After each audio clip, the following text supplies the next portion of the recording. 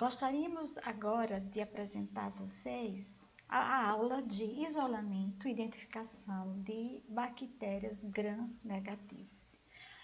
Os bacilos gram-negativos, que nós vamos abordar mais hoje sobre como é que o laboratório de microbiologia ele faz o processo de identificação, estão relacionados principalmente os chamados bacilos, que são chamados de fermentadores, que são as chamadas enterobactérias, que são esses gêneros daqui, a Escherichia coli, a Klebsiella, o Enterobacter, a Shigella, a Salmonella, e também os chamados bacilos não fermentadores. Observamos aqui que durante essa aula, nós vamos falar mais sobre a identificação e os bacilos gram-negativos.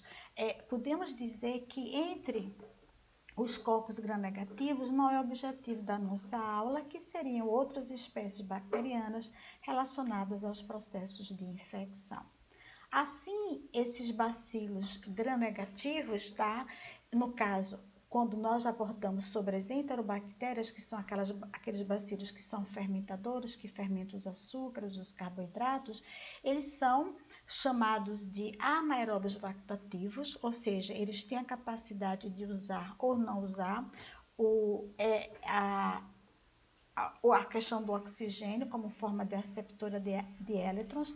Eles têm essa chamada motilidade variável, que está relacionada principalmente à característica deles possuírem ou não flagelos, e crescem nos meios chamados ricos e meios seletivos. Por outro lado, essas bactérias que são fermentadoras, as enterobactérias, elas estão presentes e distribuídas na natureza, são encontradas principalmente no trato intestinal dos seres humanos e animais, e em algumas condições, principalmente no ambiente hospitalar, naqueles pacientes que estão infectados, estão em hospitais com infecções relacionadas à saúde, essas bactérias podem causar diversas infecções secundárias. Portanto, as amostras clínicas que essas bactérias são isoladas nos diversos laboratórios de microbiologia, seja relacionados às infecções comunitárias, seja relacionadas às infecções hospitalares, elas podem ser procedentes da urina, do sangue, secreções, tecidos e também líquidos. Aqui podemos observar os principais sítios de infecções relacionadas às enterobactérias. Nós temos principalmente as principais espécies relacionadas ao sistema nervoso central, no caso a Escherichia coli, o Citobacter, infecções relacionadas ao trato respiratório inferior, principalmente no caso das pneumonias, nós temos a Klebsiella, o Enterobacter e Escherichia coli, infecções da corrente sanguínea, principalmente a Klebsiella e o Enterobacter, e infecções que vão propiciar as chamadas diarreias, as doenças entéricas, nós temos a Salmonella, a Shigella e a Escherichia coli e a Yersinia, e aquelas que produzem infecções do trato urinário, nós temos principalmente, nós temos a Escherichia coli, mas podemos apontar o Proteus, a Klebsiella morganella, como também os agentes relacionados a essas infecções. Lembrar que essas infecções, os bacilos gram-negativos, as enterobactérias, estão relacionadas principalmente às chamadas infecções relacionadas à assistência à saúde.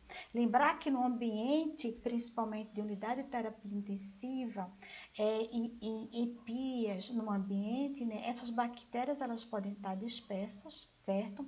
Elas podem estar principalmente colonizando o paciente, tá?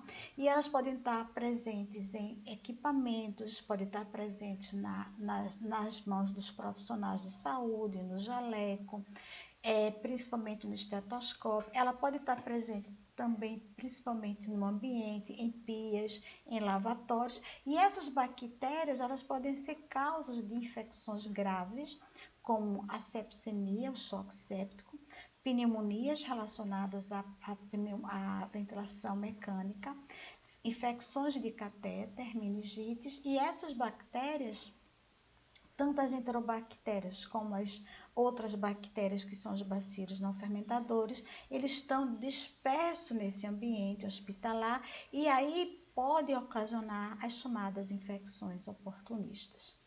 Assim, quando o paciente ele tem infecção relacionada a uma infecção relacionada ao processo bacteriano, como é que é possível você identificar essa bactéria? E por que é tão importante ocorrer esse processo de identificação? Lembrar que a escolha da terapêutica antimicrobiana, a escolha do fármaco para a terapia desse agente infeccioso, ele passa principalmente pelas características daquela parede celular. Se são bactérias atípicas, se são bactérias que não têm parede celular, e a partir da identificação e isolamento dessa espécie bacteriana, o laboratório ele tem capacidade de fazer o chamado antibiograma, que é uma técnica que você vai, no laboratório, vai detectar o perfil de suscetibilidade dessa bactéria frente aos antimicrobianos e, com isso, esse fármaco para o tratamento daquela infecção, ele é considerado uma terapêutica racional, baseada na identificação dessa espécie bacteriana e, com isso, você minimiza, né, o tratamento empírico e assim escolhendo o fármaco adequado àquele processo infeccioso. Assim, como é possível você identificar essas bactérias gram-negativas? Primeiro de tudo, a primeira etapa seria a coleta e o isolamento bacteriano a partir da amostra clínica. Seja uma secreção traqueal, seja infecção do infecção do trato urinário, seja uma infecção de ponta de catete, esse material biológico, ele é cultivado, ele é semeado em meios de cultivos seletivos, tá? E depois que essa bactéria ela é cultivada a partir de um período de 12 a 24 horas, depois é observado os aspectos macroscópicos das colônias, a característica de produção, de fermentação, se a bactéria ela é mucóide, se a bactéria ela fermenta açúcares, e depois disso é feito a observação a partir da coloração de Gram. Lembrar que a coloração de Gram é uma coloração essencial no laboratório de bacteriologia para você diferenciar as características da forma, o tamanho, o arranjo celular, que nas bactérias gram-negativas isso não se aplica muito, mas nas gram-positivas, e isso vai ser importante através da coloração de Gram. Depois, essas bactérias podem ser identificadas pelos métodos manuais, desculpa que existe aqui um erro de português, tá?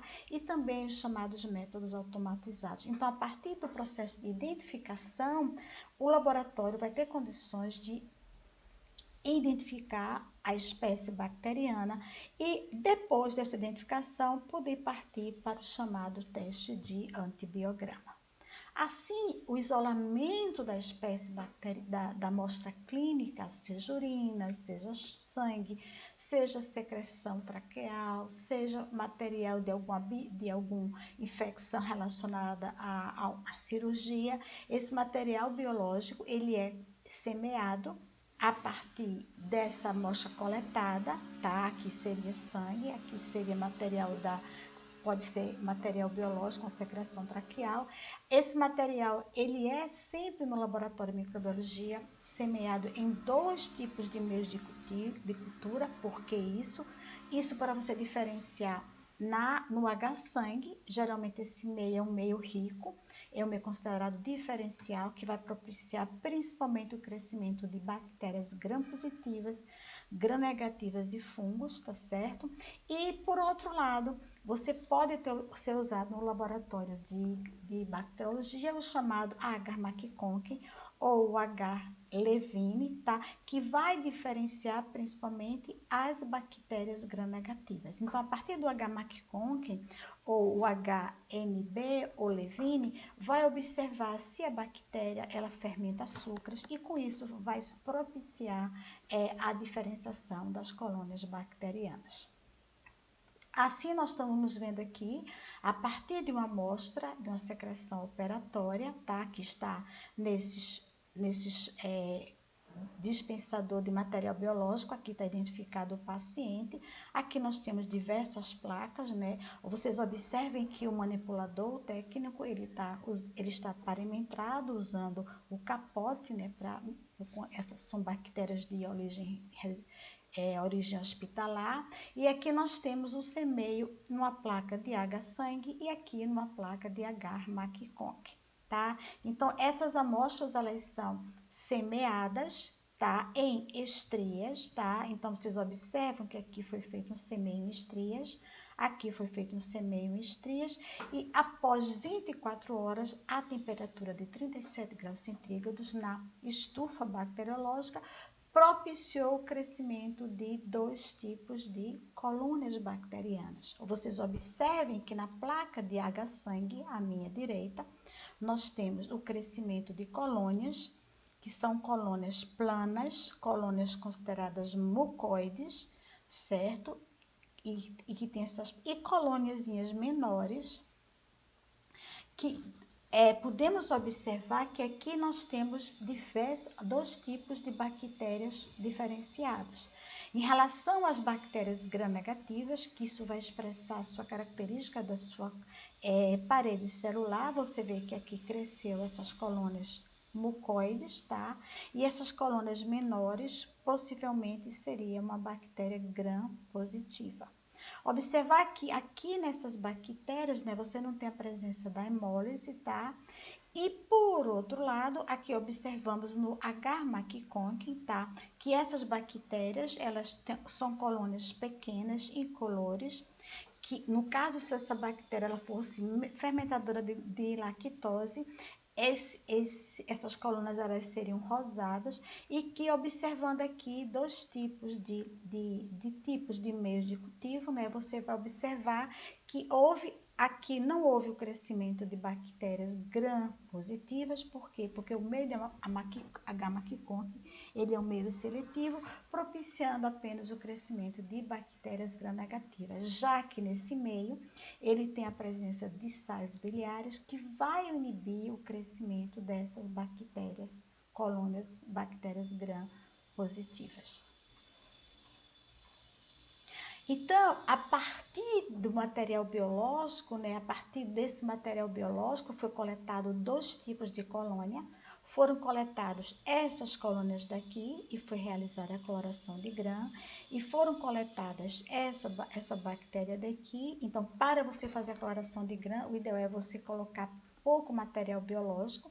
Então, você toca aqui com a alça, né, e faz a coloração de gram, e pela coloração de gram observou-se que foi detectado 2 tipos de bactérias pela sua parede celular e pela sua morfologia. Aqui nós temos cocos gram-positivos dispersos, aqui nós temos diplococos, mas você observa que nesse tipo de esfregaço, você vê a presença de cocos irregulares que poderíamos dizer que são estafilococos. Por outro lado, nessa mesma amostra biológica, nós temos a presença de bacilos gram-negativos, que é o objetivo da nossa aula. Assim, a partir desse material biológico, dessas colônias, tá? Então, aqui você só pode dizer, o laboratório pode dizer para você, no caso, se você fosse fazer uma terapêutica antimicrobiana nesse paciente, que é um bacilo gram-negativo. Então, como os bacilos gram-negativos podem ser fermentadores e não fermentadores, a próxima etapa seria a identificação a partir das provas bioquímicas. Assim, para a identificação presuntiva de uma bactéria gram-negativa, é realizado várias provas bioquímicas, tá? No caso, para ver a característica de fermentação, principalmente se a bactéria ela produz indol, se a bactéria ela consegue usar o citrato como forma de fermentação, se essa bactéria ela produz ácidos, ureia, ela fermenta a lisina e também se ela tem ou não a presença de flagelos, que é a chamada prova de motilidade. Além do mais, que não está aqui, vai ser as características principais, que são as provas de fermentadoras, que seriam a lactose, glicose e sacarose, para detectar se essa bactéria é não um bacilo fermentador. Assim, a partir dos métodos bioquímicos, as provas bioquímicas, que podem ser realizados de testes manuais, podem ser realizados pelos testes semi-automatizados e principalmente no laboratório, né, de microbiologia, tanto hospitalar e comunitário. Geralmente esses testes são feitos pelos métodos automatizados. Assim, esses testes bioquímicos, né, a partir daquele material da cultura que nós vemos, ele vai partir da inoculação daquela bactéria que foi isolada, no caso a bactéria negativa, e a partir desses testes de bioquímicos vai se identificar o tipo de espécie bacteriana. Assim, a partir de agora, nós vamos discutir os diversos testes bioquímicos que são realizados para a identificação dessas bactérias gram-negativas, e aqui nós começamos com os chamados fermentação de carboidratos, que nesse caso seria a lactose, a sacarose e a glicose. Então, esse método ele pode ser feito no caldo, tá? Um caldo que tem a presença desses 3 açúcares. Esse material biológico também pode ser feito em agar, geralmente é feito no tubo, e aqui vai ser inoculado a bactéria, tá? E dentro desse meio você vai ter, além da água, você tem a presença dos corantes, que é o chamado vermelho de fenol. E se a bactéria, se aquele bacilo tiver a capacidade de hidrolisar aquele açúcar, vai haver a alteração desse pH. Assim, o meio, o pH amarelo, a cor amarela significa que a bactéria ela conseguiu fermentar esse carboidrato, e no caso, a ausência de cor vermelha significa que o carboidrato não foi fermentado. E se a cor ficar alcalina, significa que o pH ele é alcalino. Assim, para a detecção dessas provas de fermentação de carboidratos, é usado o chamado teste de TSI. É importante destacar que na prática, certo, existe alguns testes que são em inglês, né, que nesse caso vai ser o teste em inglês, tríplice, sugar e iron, de ferro, tá? Que aqui você vai observar se essa bactéria ela é fermentadora dos açúcares e também se a bactéria ela produz essa substância chamada de sulfeto de hidrogênio e a produção de gás, e aí vai alterar o meio produzindo esse processo de coloração, tá? Lembrar que sempre nesses meios de cultivo você vai ter que ter um indicador de pH, nesse caso aqui seria o vermelho de fenol, e que vai indicar a autorização, a visualização desse material. Então, para a inoculação da bactéria, o semeio é feito na superfície superior, que é chamada de pico, e insere-se com a agulha, insere-se o material até 1/3 aqui em profundidade, para ver se a bactéria também ela produz o H2S, o sulfeto de hidrogênio, que vai propiciar a alteração e o deslocamento do material do agar pela presença desse gás. Assim, então, esse material ele é semeado, tá? Então, você vai ter a bactéria já inoculada, esse semeio é feito tanto com a alça de platina como uma agulha, tá certo? E esse material, depois de semeado, aqui seria o material estéril, tá?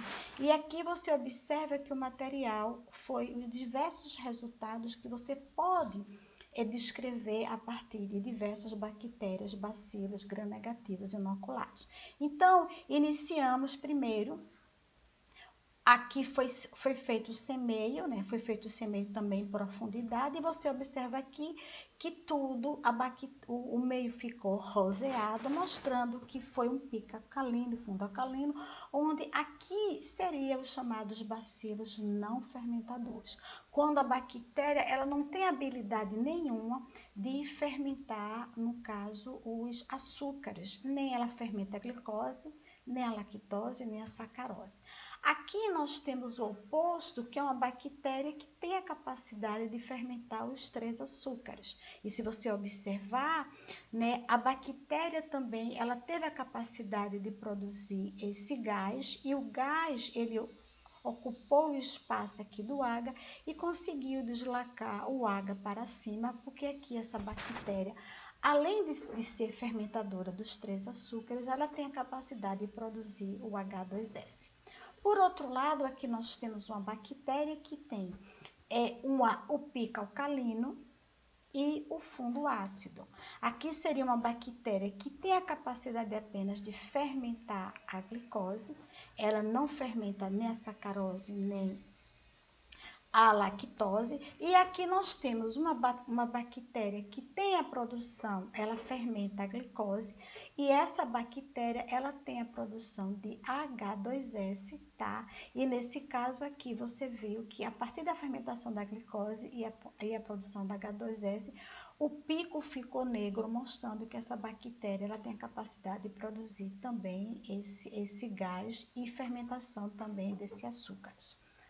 Tá? Então, a partir dessa prova, você pode detectar no laboratório de bacteriologia qual tipo de bacilo, se é um bacilo fermentador ou um bacilo não fermentador, e também a produção do H2S.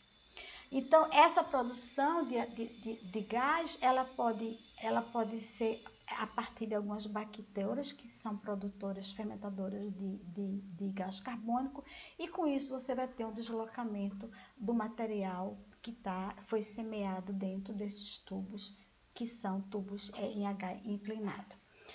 Lembrar que essa produção da H2S, né, ela está presente em várias espécies bacterianas, tá certo?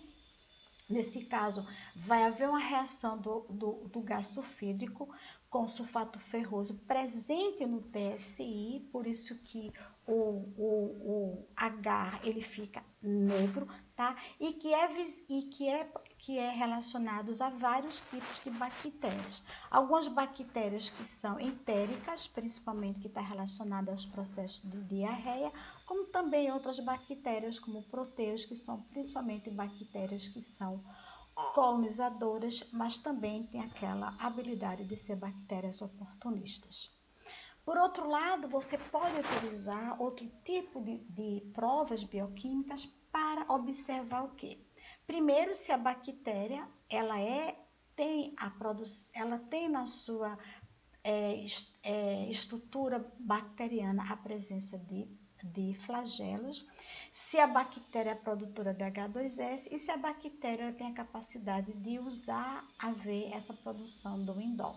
Assim, semelhante ao meio de TSI, esse material ele é inoculado a partir daquela colônia suspeita. Então, você aqui observa que o inóculo é feito em picada a partir de uma agulha. Você introduz a colônia bacteriana até esse 2/3 do meio de cultivo, tá? E o que você vai observar a partir desse crescimento, a partir de 18 a 24 horas. Assim, algumas bactérias que são produtoras, que têm os flagelos presentes nas suas estruturas, elas são móveis, e algumas espécies bacterianas são aflagelares, não têm a produção desses flagelos.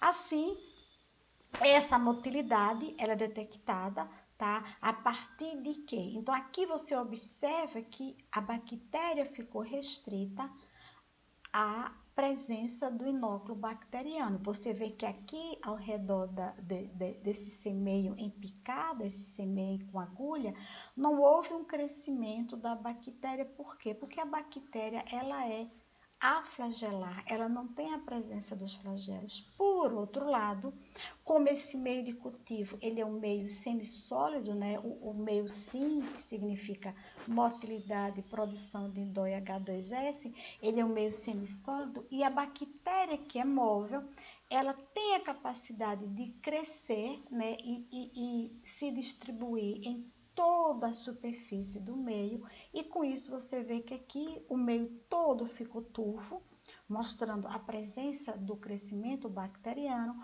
Por outro lado, do lado esquerdo, você observa que o crescimento bacteriano ficou restrito na picada com essa agulha.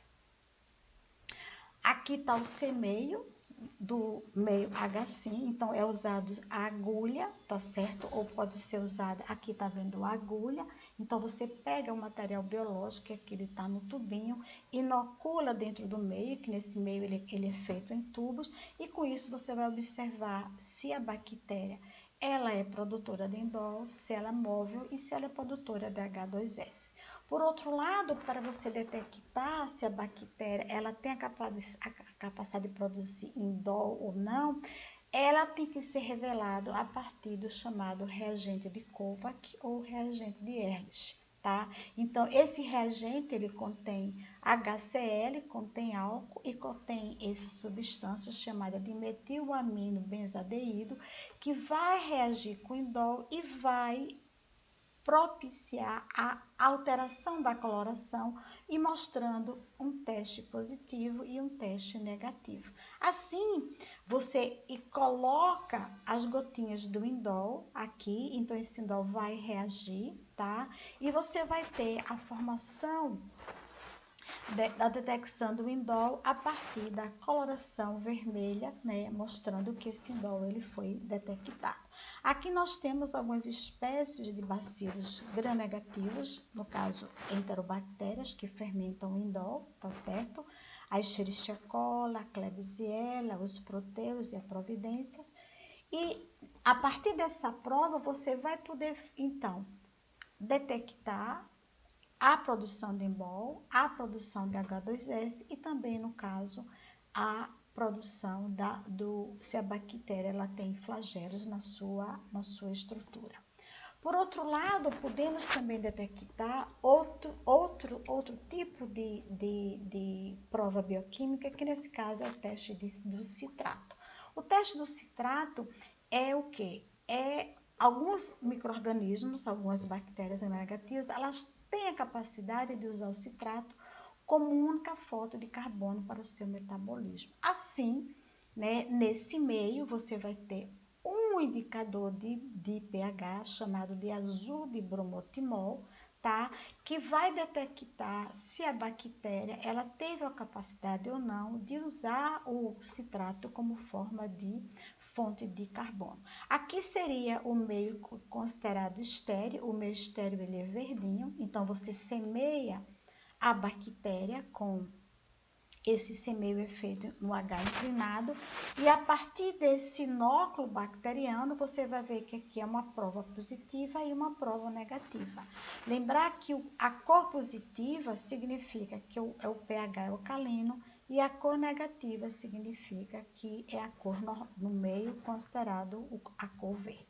Aqui são bactérias que têm a capacidade de usar o citrato como forma de fonte de carbono, a Klebsiella, os Enterobacter, a Providência e a Salmonella. Aqui é o semeio, semelhante aos outros, né? Esses testes bioquímicos são realizados em tubos, tá? Então, isso aqui nós estamos discutindo o teste manual para identificação das bactérias gram-negativas. Por outro lado, você também pode realizar o teste, o laboratório usa o teste de lisina de descarboxilase, então vai detectar o que? Se aquela bactéria, se aquela enterobactéria, ela tem a capacidade de descarboxilar o aminoácido lisina, observando também a alcalinização do meio devido à formação da chamada cadaverina, que é a chamada amina alcalina. semelhante às outras provas, existe um indicador de pH, que nesse caso seria a púrpura de Burmo-Cresol. Então, aqui, o inóculo, esse meio é líquido, não é o agar, feito os outros meios que nós discutimos, e aqui seria o teste positivo, o meio ele fica alcalino, e aqui seria o meio ácido, que nesse caso é negativo. Aqui também é o semeio da lisina, tá certo?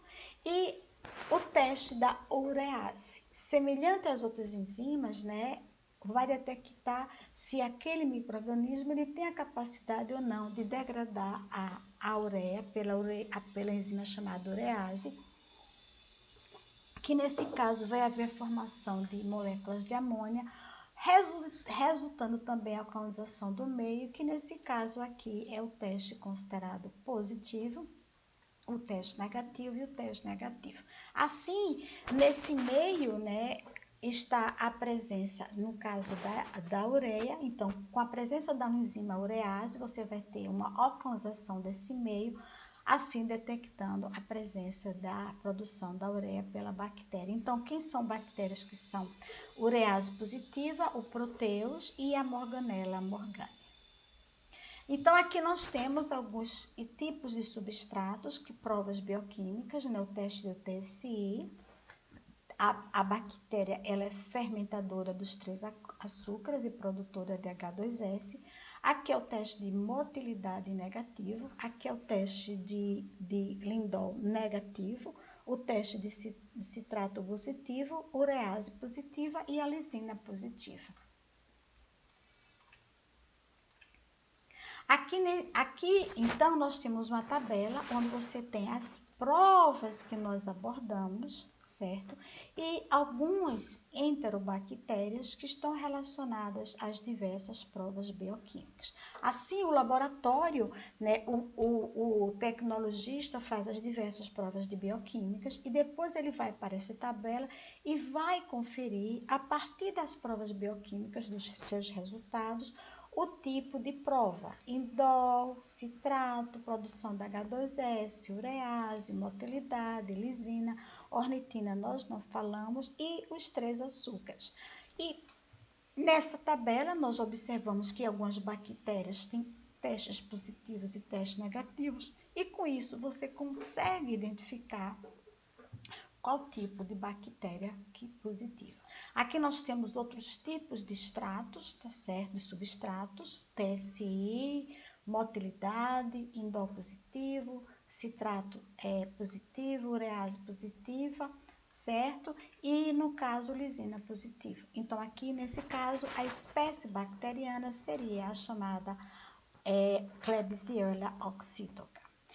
As outras espécies bacterianas que fazem mobilização de substratos, nós temos aqui o TSI, teste de motilidade positivo, teste de indol positivo, citrato negativo, urease negativa e lisina positiva, certo? Então, aqui nós temos o quê? Outra bactéria, que nesse caso seria a Escherichia coli. A Escherichia coli é uma bactéria que tem flagelos, tá? E tem a capacidade de tanto de produzir infecções bacterianas, uma das principais causas de infecções bacterianas comunitárias, mas também de origem hospitalar, e é uma bactéria que faz parte do trato gastrointestinal e que está relacionada também a algumas infecções entéricas, principalmente em crianças abaixo de 5 anos de idade. Aqui nós temos, né, no caso, a Escherichia coli semeada no meio chamado Levine, tá? Então, esse meio, ele vai ter a presença da fucsina. Como essa bactéria, ela tem a produção desse aldeído, esse aldeído vai liberar a fucsina, e com isso você tem a produção dessas colônias que são verde metálicas, tá? Propiciando que no H. levine, né, o isolamento da bactéria da Escherichia coli produz esse verde metálico. Aqui seria já a produção da Shigella no meio de cultivo chamado HSS, chamado Salmonella Shigella, onde você observa colônias escuras, a produção da H2S. Aqui nesse caso seria salmonela, e essas colônias que são descoradas, incolores, você tem a produção no caso da Shigella. Então, a partir do meio HSS, você pode propiciar a presença, a detecção tanto de bactérias fermentadoras de H2S, a salmonela, e bactérias não fermentadoras, que nesse caso seria a Shigella. Outras bactérias gram-negativas que nós vamos abordar rapidamente seria os bacilos não fermentadores. Entre esse grupo, nós destacamos esses principais espécies, a Pseudomonas, o Acinetobacter, a Stenotrophomonas maltophylla e a Burgdorfera cepacia. Essas bactérias se caracterizam por quê? Primeiro, todas elas são bacilos não fermentadores, eles não fermentam açúcares, nem sacarose, nem lactose, nem glicose, tá certo? Eles são bactérias que são consideradas também oportunistas, tá? Estão presentes principalmente em matéria orgânica em decomposição, no solo e águas e vegetais, e a característica principal é que elas têm uma resistência intrínseca a vários fármacos que são usados em terapêutica, tá? Assim, a principal que nós iniciamos é a Pseudomonas aeruginosa, é uma bactéria que está muito relacionada às infecções do trato respiratório em pacientes que têm ventilação mecânica. Essa bactéria ela produz diversos pigmentos chamados piocianina, pioverdina, que produz esse verde brilhante. A característica dela é que ela tem no laboratório, quando ela é cultivada, ele fica com aquele cheiro de uva, ele tem um cheiro frutado, e essa bactéria ela sintetiza uma enzima oxidase que é detectada a partir do laboratório, tá? Então, quando compara com a Acinetobacter baumannii, que é outro gênero bacteriano, a diferença é que o Acinetobacter baumannii, ele não tem a produção desses pigmentos de piocianina, pioverdina, tá? A Pseudomonas é uma bactéria que também ela é beta-hemolítica, ela produz hemólise no H-sangue, tá? E o Acinetobacter baumannii, ele não tem a enzima, ele não tem a produção da enzima citrocromo-oxidase, ele é prova de oxidase negativa, e ele não tem a produção desses pigmentos e esse cheiro frutado. É uma bactéria também que tem a morfologia de um cocobacilo, quando comparado com a Pseudomonas, e hoje é considerada uma bactéria extremamente preocupante no ambiente hospitalar por conta da questão da resistência bacteriana. Já essa bactéria que tem esse nome horroroso, a Stenotrophomonas maltophylla, é outra bactéria considerada extremamente oportunista, está muitas vezes relacionada com infecções relacionadas à ventilação mecânica, tá? Ela é móvel, tá? Ela pode ser cultivada no meio de H-sangue, tá? Ela é oxidase lentamente positiva, mas ela tem a presença da enzima desoxibonuclease, que você detecta a partir do meio com DNA, e também a característica principal que ela é intrinsecamente resistente aos carbapenêmicos, que são fármacos usados principalmente no tratamento do Acinetobacter e da Pseudomonas. Já a Burgdorfera é uma bactéria também extremamente oportunista, ela é oxidável variável, tá? Ela é móvel e também ela tem uma resistência intrínseca à polimixina. Então, se vocês observarem, esses bacilos não fermentadores, principalmente a Burgdorfera e a Stenotrophomonas, elas têm resistência a diversas classes de antimicrobianos. Aqui seria uma síntese das provas que nós falamos: a oxidase positiva na Pseudomonas, no acineto negativa, na Burgdorfera cepacia variável, na Staphylomonas também positiva. A motilidade é só presente na Burgdorfera e na Pseudomonas. Eles apenas só o Acinetobacter, considerado um cocobacilo, e esses aqui, né, quando você compara com a resistência à polimixina, esse aqui é considerado resistência, ele tem uma resistência intrínseca.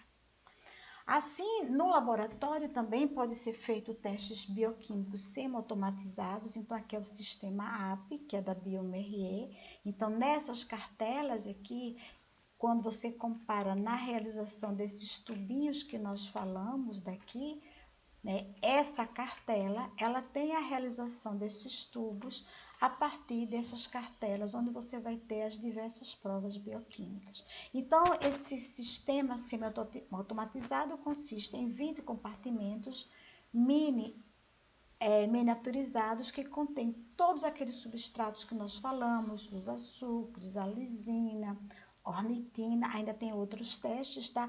E que vai permitir a identificação de mais de 100 espécies de bactérias gram-negativas a partir da inoculação das bactérias. A desvantagem desse teste é que ele é caro quando você compara com os testes manuais. E por último, você tem o chamado sistema automatizado, né, que vai permitir a identificação a partir de equipamentos, e isso vai ajudar, né, o resultado para o paciente e para o laboratório e para o médico, ou para vocês, o cirurgião dentista, da identificação mais rapidamente dessa espécie bacteriana. Lembrar que esse sistema automatizado, ele pode ser realizado tanto para bactérias enterobactérias, como os bacilos gram-negativos não fermentadores, mas também para as bactérias gram-positivas e fungos. Assim, existem vários sistemas, vários fabricantes, né? Tem o sistema Fênix, da Becton Dickinson, que identifica bactérias em 8 horas. Quando você compara com o sistema manual, que pode ser de 24 a 48 horas, além do mais, você pode fazer em 18 horas também, além da identificação, também a técnica de antibiograma. Então, quando você compara o sistema automatizado com o sistema manual, o sistema automatizado, ele fornece o resultado rápido, e isso vai viabilizar, principalmente naqueles pacientes que têm infecções graves, que têm infecções septicêmicas, então você vai ter o resultado mais rapidamente, e isso vai viabilizar a escolha mais rápida do tratamento. Lembrar que esses painéis também podem ser realizados tanto para bactérias gram-positivas, para bactérias gram-negativas e também para leveduras.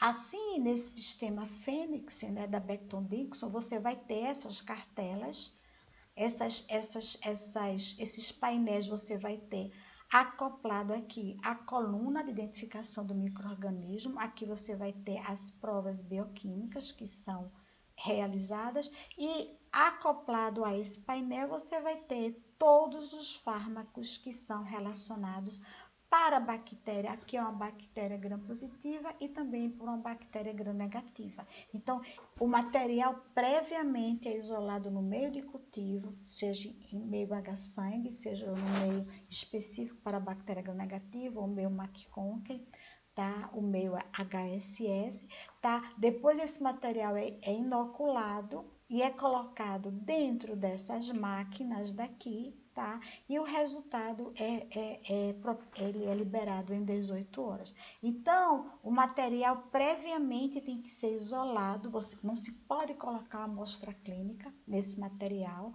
Então, primeiro esse material ele tem que ser, no caso, produzido a questão da suspensão bacteriana, ele tem que ser ajustado, não pode ser qualquer quantidade de bactéria, tá? Então esse material ele tem que ser calibrado, então essa calibração ela é realizada com a chamada da escala de Macfarlane, que você vai comparar essa escala de turbidez com o inóculo bacteriano. O material ele é semeado previamente, né? Ele é isolado, e a partir desse inóculo bacteriano é realizada